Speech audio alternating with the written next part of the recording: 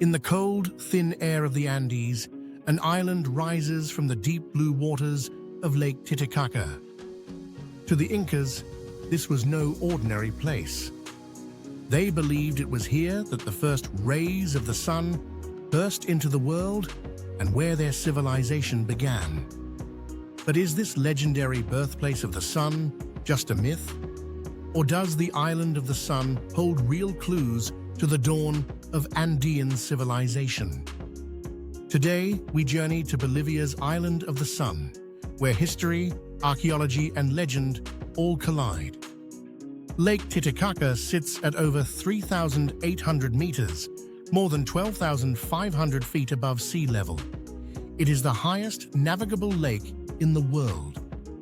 Here, the horizon feels closer, the sunlight harsher, and the water an impossible shade of sapphire. For the ancient Andean peoples, it wasn't just a body of water, it was a sacred mirror of the heavens. Scattered across its surface are more than 40 islands, but none quite like Isla del Sol, the island of the sun. It stretches roughly 5.5 miles long, dotted with terraced hillsides and ancient ruins. Today, a few small villages cling to its slopes, but centuries ago, it was a ceremonial heartland of the Inca Empire. According to Incan mythology, the world began in darkness. Then, from the depths of Lake Titicaca, the god Viracocha emerged. He was the great creator, sculpting the land, sky, and living beings. But the world still lacked light. So Viracocha traveled to the island of the sun, and there he called forth Inti, the sun god, to rise into the sky and warm the earth. Alongside him appeared the moon goddess Mama Killa, who is said to have emerged from the nearby island of the moon. From this sacred beginning, the first Inca rulers, Manco Capac and Mama Oclo, were born, tasked with founding Cusco and building a civilization that would stretch across the Andes. To the Incas, Isla del Sol wasn't just a religious site. It was the literal starting point of time. It was their origin. They were children of the sun. But was this purely a myth, or did the island hold a tangible role in Incan society? Archaeology offers some intriguing answers. On the northern tip of the island stands the Sacred Rock, a massive formation where, according to tradition, the sun first touched the earth. Surrounding it are ceremonial plazas and the remains of temples such as the Chincana complex, a labyrinthine stone structure thought to have housed priests or pilgrims. Researchers have found that these buildings align with solar events, like the solstices, suggesting that Inca astronomers used the island as a kind of observatory. Imagine standing here hundreds of years ago, watching the first light of dawn slide perfectly across the sacred rock on the winter solstice. For the Incas, these moments weren't just beautiful, they were proof that the gods were in harmony with the earth. The island itself became a giant stage where the sky's movements told stories, marked seasons, and dictated the timing of planting, harvest, and ceremony. Every sunrise here was a reminder that life depended on the sun's eternal return. Evidence suggests that the Tiwanaku civilization, which thrived around 500 to 1000 CE on the southern shores of Lake Titicaca, may have also held the island as sacred.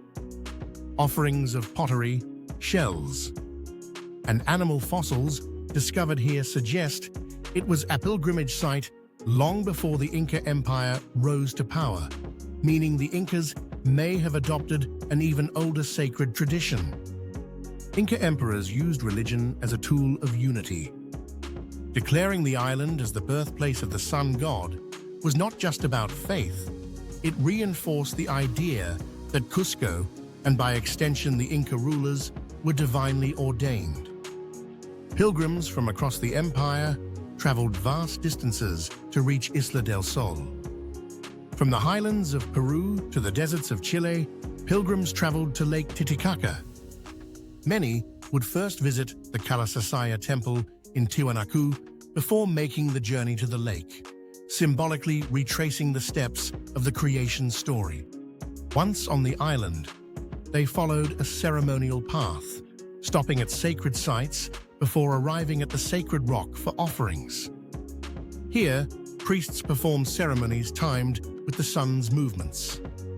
Stone alignments marked the solstices, turning the entire island into a giant solar calendar.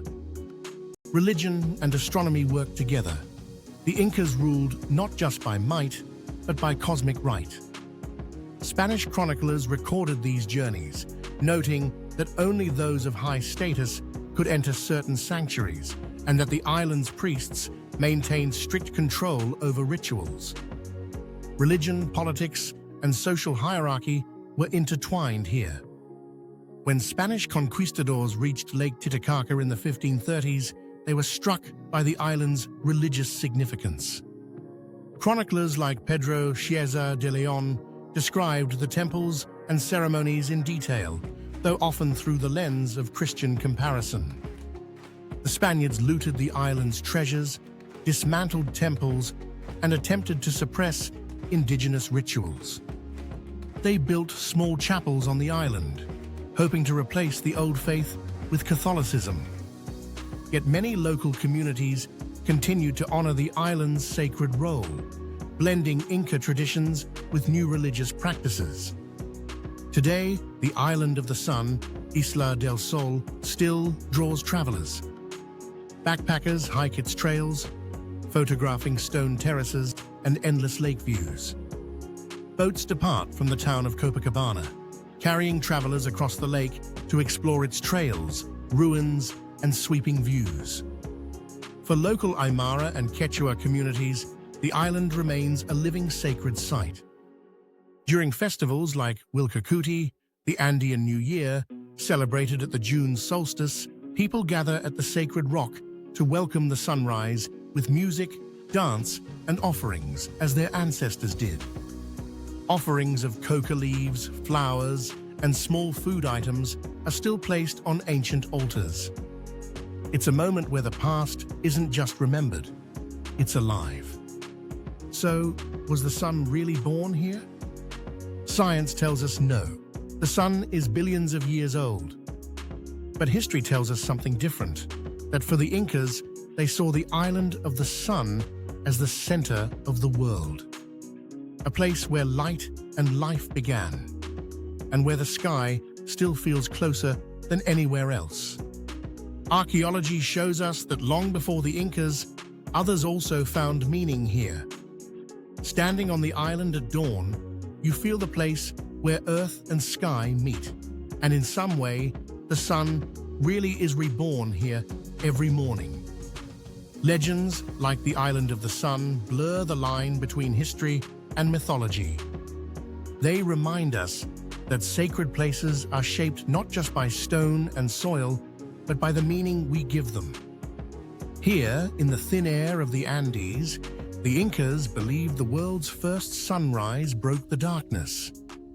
And even today, when the light spills over Lake Titicaca, it's easy to imagine that moment, the birth of the sun, the birth of a people. Whether you come for the ruins, the legends, or the lake itself, this island invites you to stand still, to watch the horizon, and to feel part of a story that has been unfolding for 1,000 years. If you enjoyed this journey into the heart of Incan legend, like and subscribe for more travel history adventures. And until next time, keep exploring the places where myth and history meet.